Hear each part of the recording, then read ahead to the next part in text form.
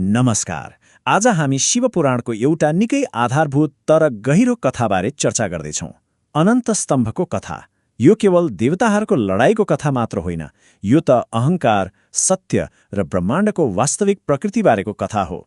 सोचौँ त, जब सृष्टिकर्ता र पालनकर्ता नै म ठूलो भनेर लड्न थाले भने के होला? कथाको सुरुवात हुन्छ एउटा सामान्य शून्य तर पुरै ब्रह्माण्ड हल्लाइदिने प्रश्नबाट। सम्पूर्ण सृष्टिमा सबैभन्दा शक्तिशाली आखिर को हो? यही एउटा प्रश्नले ब्रह्माण्डका दुई महान शक्तिहरूलाई एक अर्काको आम्नेसाम्ने ल्याइदियो। अब यो कथाको केन्द्रमा हुनुहुन्छ दुईजना शक्तिशाली देवताहरू, सृष्टिकर्ता ब्रह्मा र पालनकर्ता विष्णु। उहाँहरू दुवै ब्रह्माण्डको सन्तुलनका लागि नभई नहुने।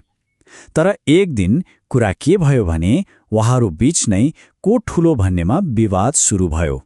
ब्रह्माको दाबी थियो, हेर म सृष्टिकर्ता हुँ, त्यसैले म नै सबैभन्दा ठूलो। उता विष्णुको जवाब थियो, त्यसो होइन, पुरै सृष्टि त ममा निर्भर छ, त्यसैले श्रेष्ठ त म पो हुँ। अब हेर्नुहोस्, यो तर्कको पछाडि के थियो त? केवल अहङ्कार, जसले उहाँहरूको दिव्य दृष्टिमा नै पर्दा लगाइदिएको थियो।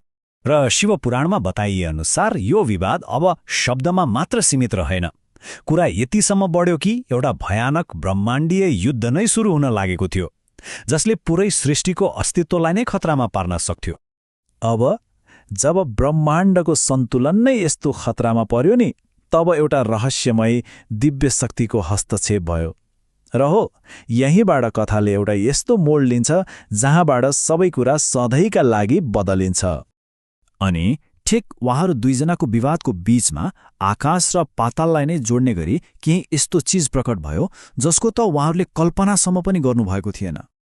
अचानक त्यहाँ एउटा विशाल अनन्त प्रज्वलित अग्नि स्तम्भ देखा पर्यो। एउटा यस्तो स्तम्भ जसको न कुनै सुरुवात थियो न त कुनै अन्त्य।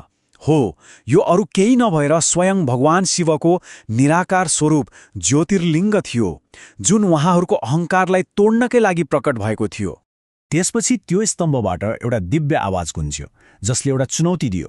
चुनौती के थियो भने, जसले यो स्तम्भको सुरुवात वा अन्त्य पत्ता लगाउन सक्छ, उही नै सबैभन्दा श्रेष्ठ मानिनेछ। हेर्नुहोस् त, अब शक्तिको लडाईँ कसरी ज्ञान र विनम्रताको परीक्षामा बदलियो। अब यो चुनौती स्वीकार गरेर दुवै देवताहरू त्यो असम्भव खोजमा लाग्नुभयो। तर उहाँहरूले जुन पाठ सिक्दै हुनुहुन्थ्यो त्यो उहाँहरूको कल्पनाभन्दा कता हो कता परको थियो। ल, ब्रह्माजीले हंसको रूप लिनुभयो र त्यसको टुप्पो खोज्न माथि अनन्त आकाशतिर उड्नुभयो। अनि विष्णुजीले चाहिँ वराह अर्थात् बन्देलको रूप लिएर त्यसको फेद खोज्न तल पातालतिर लाग्नुभयो। हजारौं लाखौं वर्षसम्म उहाँहरूले यात्रा गरिरहनुभयो, तर त्यो अनन्त स्तम्भको कुनै छेउ भेट्टाउनै सक्नु भएन। सोच्नुहोस् त, युगौं युगसम्मको यस्तो अथक प्रयासपछि आखिरमा उहाँहरू दुवैजना थाकेर, हारेर र एकदमै विनम्र भएर फर्किनुभयो। बल्ल उहाँहरूले बुझ्नुभयो कि उहाँहरूले सामना गरिरहेको शक्ति त उहाँहरूको समझभन्दा धेरै माथिको थियो। अनि उहाँहरूले त्यो महान स्तम्भको अगाडि शिर झुकाएर स्वीकार गर्नुभयो, लौ, यसको अन्त्य त भेटाउन असम्भव रहेछ। पक्कै पनि हामीभन्दा पनि महान कुनै शक्ति छ। र यही क्षण थियो उहाँहरूको अहङ्कारको अन्त्य र सर्वोच्च सत्यको बोधको सुरुवात। उहाँहरूको यो विनम्रता देखेर त्यो ब्रह्माण्डीय स्तम्भबाट स्वयं भगवान शिव प्रकट हुनुभयो। उहाँले ब्रह्मा र विष्णुलाई सम्झाउनुभयो कि उहाँहरू दुवै उहाँबाटै उत्पन्न भएका हुन् र सबैको मूल स्रोत उहाँ नै हुनुहुन्छ। र यसरी त्यो ठूलो विवादको अन्त्य भयो। अब यो महान कथाको प्रभाव आज पनि उत्तिकै छ। यसले हिन्दू धर्मको एउटा मुख्य प्रतीक अर्थात् लिङ्ग पूजाको पछाडिको गहिरो दार्शनिक अर्थलाई बुझाउँछ। हो, त्यही अनन्त स्तम्भलाई नै ज्योतिर्लिङ्ग भनिन्छ। यसको अर्थ हुन्छ प्रकाशको स्तम्भ। यो भगवान शिवको कुनै आकार नभएको अर्थात् निराकार स्वरूपको प्रतीक हो, जो नै परम सत्य हुनुहुन्छ।